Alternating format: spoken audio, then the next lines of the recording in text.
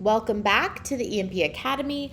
I am your host for this session, Stephanie Nikolic, and today I want to talk to you about what does a PEG mean and why is it so important? I'm sure if you've been part of the EMP money community for any amount of time, you always hear us talking about how it's so important for us to maintain above PEG so that we continue to print. So what that means is EMP is pegged via mathematics algorithmically to a 4,000 to 1 ratio to the price of Ethereum. So let me break it down for you. This means if Ethereum's worth $4,000, then the EMP pegged price is $1. You can calculate PEG at any time by taking the current price of Ethereum and dividing it by 4,000. That is the PEG price and is extremely, extremely important because the entire ecosystem revolves around the PEG.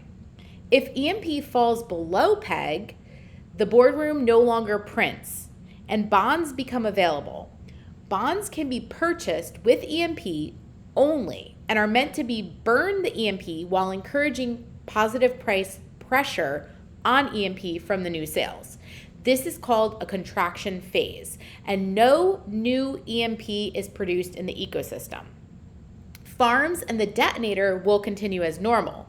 When we are above PEG, the boardroom prints new EMP based on how many shares you have staking in the boardroom. This is known as the expansion phase. Bonds are redeemed at a premium price with a bonus the higher above PEG we go. The ideal situation is 1.01 above PEG to keep the entire ecosystem functioning. The healthier our PEG, the more valuable our EShares become. So it's a positive feedback loop and a direct correlation in keeping PEG.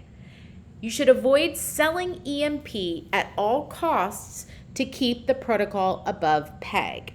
We had spoken about in another video, but if you need to revisit it, please go back to the video on the 80-20 strategy of keeping us above PEG by following the requested allocation in the protocol. I hope you got a lot out of this video, and I'll see you on the other side.